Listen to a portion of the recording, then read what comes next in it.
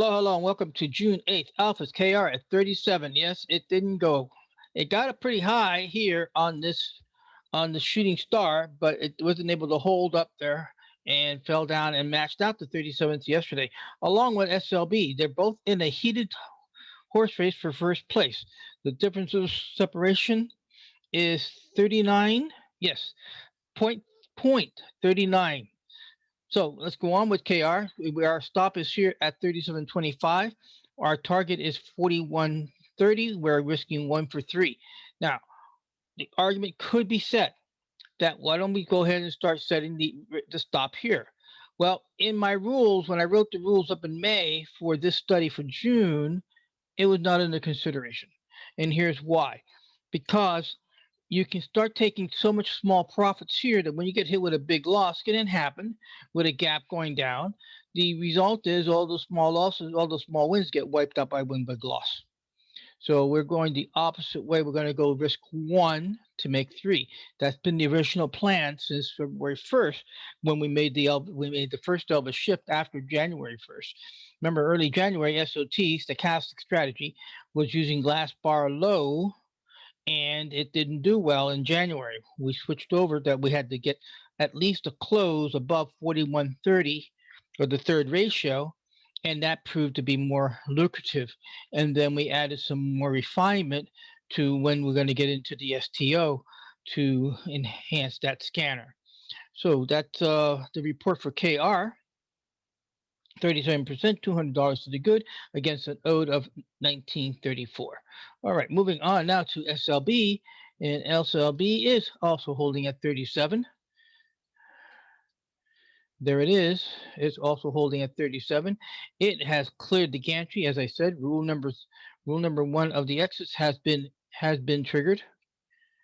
So let me move all this data out of the way. There we go. So you can see here, rule number one, the first condition of the first exit.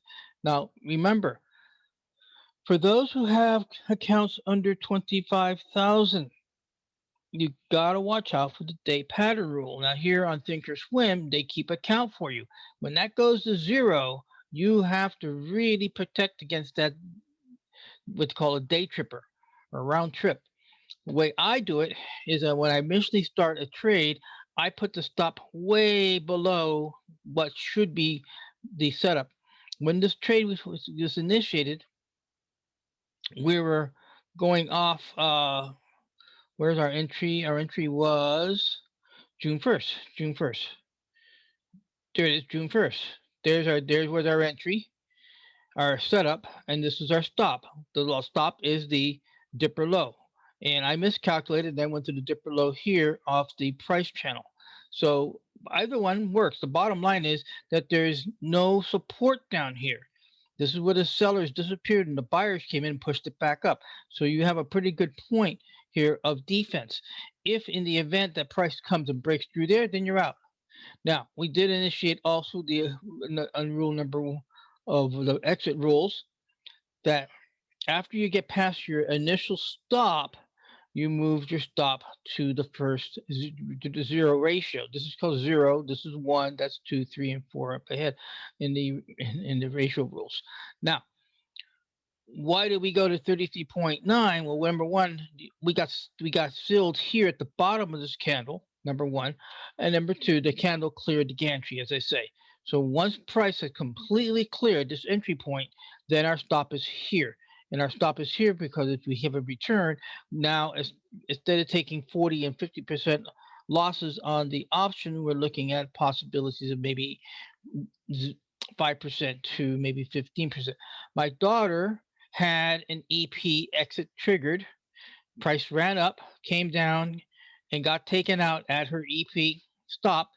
Funny thing, she still made $9. Yeah, I don't know what the options. That's the way the options world works. In a mysterious way, the algorithm, the computers, they handle it all. All you got to do is be ready to get in and get out. All right, that says for SLB, our new arrival is CPRI, and it contribute 5% to the coffers. So here at CPRI, let me see. There we go. And two double of those, and there we are. So here's Capri, and Capri got triggered. Now Capri, look, price has not cleared the gantry. You see, there's still that body there. Let's zoom in just a little closer. There we are. The body is still touching the entry point. So our stop was started way down here. Now I have to adjust the stop. So let's go ahead and now adjust the stop to the 5190. So we'll come to our gear, show orders, apply. Okay, there's the order. And the order says $49. That's correct. I had a $49 stop down here to avoid day pattern rule. Now we're going to go to 5190. So we're going to go right click, come down to cancel replace order, come to the gear on the far right, and now we're going to change the lower number only 5190. Now you see on this order ticket, it's an or statement. Or that is this, that if price touches 64.30, we're out. If price goes below and touches 51.90, we're out. That's what this is. Equal to or at, equal to or below, equal to and above, equal to below. So we go ahead and save it here, confirm it here, and you can see here that we have that the system is actually estimating that if we get out at that third ratio, 64.30, it's estimating that we can get as much as $775 for this exit. That's the projected profit, providing we can hit that third ratio. And then we'll go ahead and send it to the market. Now we'll come here, shrink this down more to get more real estate. And there it is, 5190. Now I don't like the bubbles in the way. So I come here and I come to turning it off and apply, and disappears.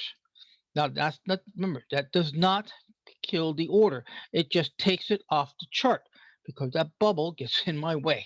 All right, so now we have three fresh SOTs, trender scanners, and they are building into the upside. The scanner has yet to give us something on the downside. And talk about scanners, let's go ahead and run it. So we'll come here and we'll come, nope, that's where we're at. Come, oh, right here. Come to the scan. And now I am working on a new theory here. So that's what you see that. But let's go ahead and load up our stochastics uptrend. And stochastic uptrend alpha account and run it. And hopefully we'll get, nope, and there's nothing today. Now we'll come back and load up our personal for the downside right there, stochastics downtrend, and alpha account, and run it. And so now what happens on a day like this when you got buying power, $4,500 is sitting not doing anything? Well, guess what? You do what Jesse Livermore used to say: sit on your hands. Don't force a trade. Today's mantra: don't force a trade. If there's a trade not there and it's not meeting the criteria and the parameters and the right entry and exit conditions, don't take trade. There's enough risk in the market already with news and volatility and unexpected events. So don't take that chance. With that said, let's go ahead and do the numbers. Okay, today we came out at 28.6. We'll take 717 divided. Remember, I'm running out of time here. Let me see if I can do this quickly. 7117 minus 5533 is the start. We're 1584 ahead, divided by the 5533 started on January 1st as a percentage, and we are at 28.6, and the market is at 13.2. There it is. We are still beating the market. We are still double the market. And with that said, we'll conclude today's report for Losers Become Winners with KR 37, Stochastic 28.6 for the year to date against the SPY at 13.2. And I thank you very much for stopping by and checking it out.